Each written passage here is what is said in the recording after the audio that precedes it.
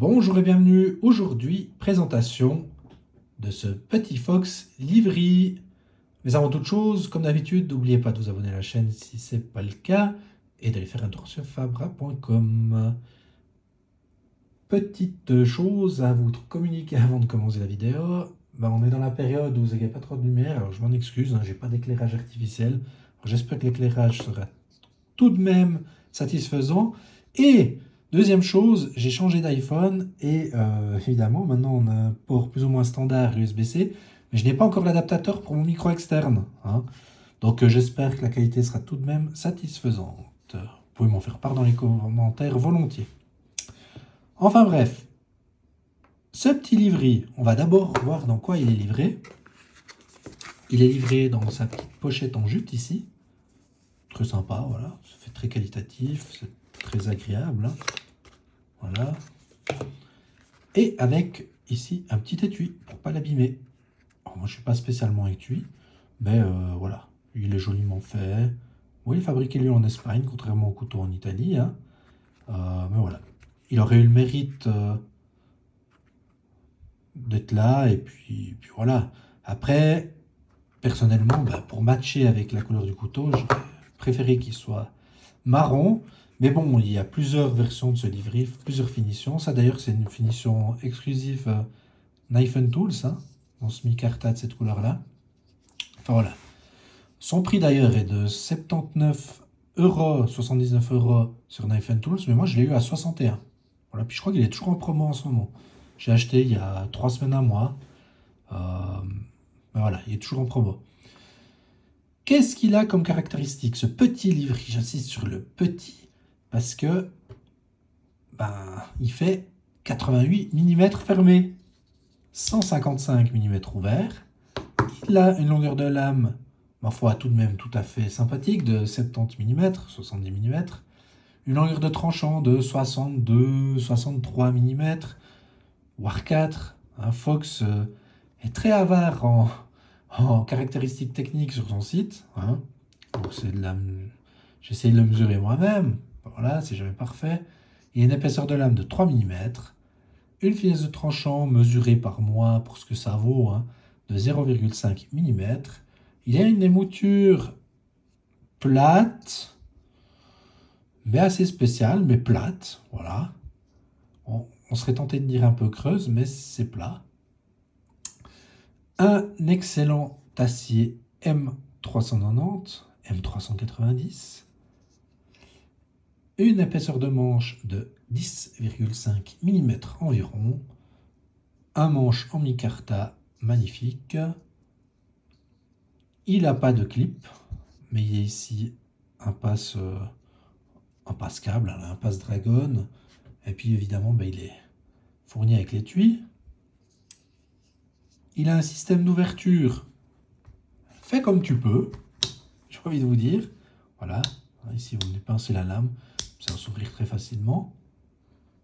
Et un système de blocage, un cran forcé, un slip join, ici, voilà, qui se désengage, qui est assez dur, franchement il est assez dur. Il se désengage assez facilement tout de même à deux mains. Puis là on a quand même une certaine résistance. Pas trop peur de se refermer, c'est presque dur de le refermer. Deuxième cran, voilà, il faut vraiment forcer. Voilà, donc pas mal. Il a ici au niveau du pivot, il n'y a pas d'info, puis je ne l'ai pas démonté, donc je ne peux pas vous dire. Mais bon, ça fonctionne bien. Voilà, c'est peut-être des rondelles en bronze, je ne sais pas. Je ne m'avance pas, je ne sais pas. Il a un poids mesuré par mes soins de 39 grammes. Donc sur le site de Knife Tools, ils disent 35, mais c'est 39. Et sur le site de Fox, pour les versions micarta, il parle de 45. Mais celui-là, j'ai mesuré à 39 grammes. Il a été fabriqué en Italie. Voilà. Donc magnifique. Qu'est-ce que j'apprécie dans ce couteau? D'abord, c'est son look, qui fait vraiment pas peur, qui est vraiment tout sympa. Ensuite, la qualité de fabrication, qui est franchement, il n'y a rien à dire. Il n'y a rien à dire, surtout pour le prix du couteau. On décompte même au prix normal. Moi, j'ai eu à 61 € seulement, j'ai envie de dire. Même au prix normal à 79, à 79, mais il n'y a rien à dire en fait. Vous avez de l'acier L'acier très haut de gamme, un manche micarta très agréable, bien que certains pourront dire qu'il est un petit peu glissant, hein. Mais vous savez, le micarta, c'est...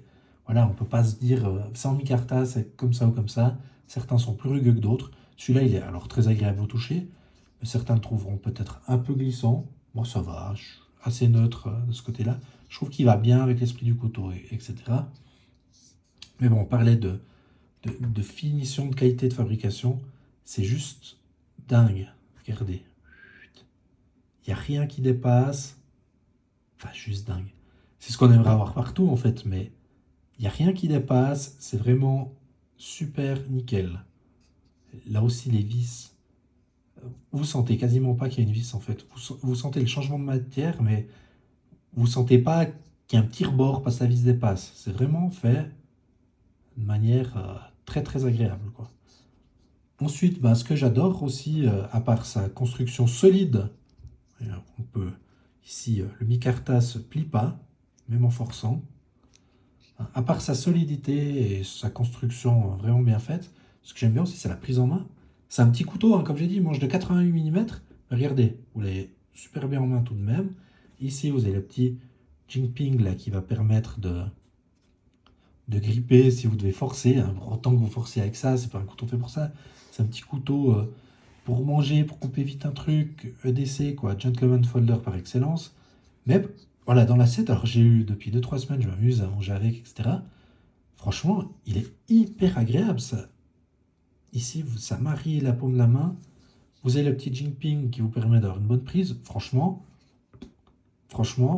bien. Vraiment très très bien. Il existe aussi ce Fox en version, je sais plus le nom, il a un nom qui change, hein, mais il a à peu près la même taille, puis il a une forme de lame un peu différente. Moi, j'aimais bien la forme de lame sur celui-là. Voilà. Le nom est assez similaire, hein, je vous le mettrai en description si je retrouve. Mais bon, on n'est pas là pour parler d'autres, on est là pour parler de celui-là. Ce que j'aime encore, c'est la finesse de tranchant, hein. C'est un bon slicer, il va bien. Vous voyez, en plus avec ce petit tranchant là, ça va nickel. Avec cet acier et tout, rien à dire. Donc, dans les points où c'est qu'on pourrait être un petit peu partagé, comme j'ai dit, le micarta, certains trouveront qu'il est peut-être un petit peu glissant. Bon, voilà. Le cran dur à mi-course ici, franchement, c'est vrai, il faut faire un petit peu attention.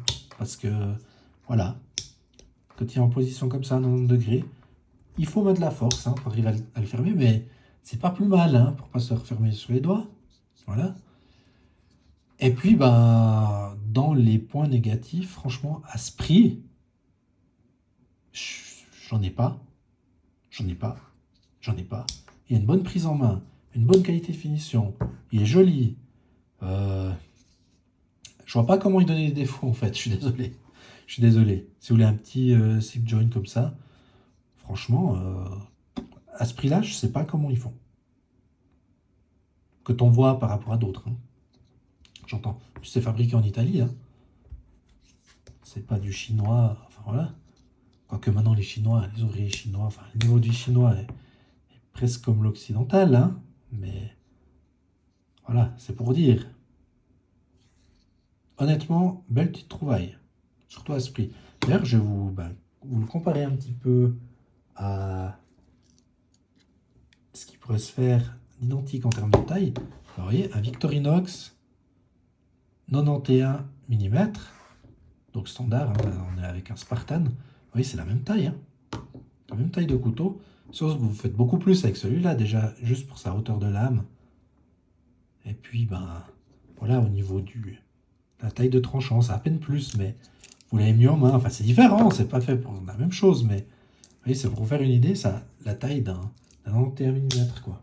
D'ailleurs, vu qu'on y est, on va continuer dans la comparaison. Donc d'abord dans mes traditionnels, puis à la fin, je vais vous montrer d'autres petits slip joints. Comme ça, vous restez jusqu'à la fin pour une fois. Là, un 111 mm, un Kiana, un Opinel numéro 8. Et encore une fois, c'est un petit couteau. Un Elementum. Voilà. Un bug out, taille standard. Un para 2. Là plutôt, hein. Para 2. Hop. Para 3. Une taille de lame presque similaire à un para 3, hein, de rien. À quelques millimètres près. Notre petite astoute. Astoute, hein, qui voilà. Qui voilà.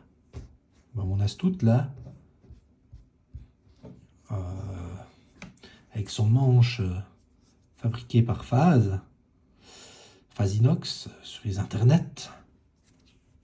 Et encore plus doux, hein, au niveau du Micarta, mais bon, c'est pas le sujet. Ensuite, bah, à quoi encore on pourrait le comparer, ce petit livret?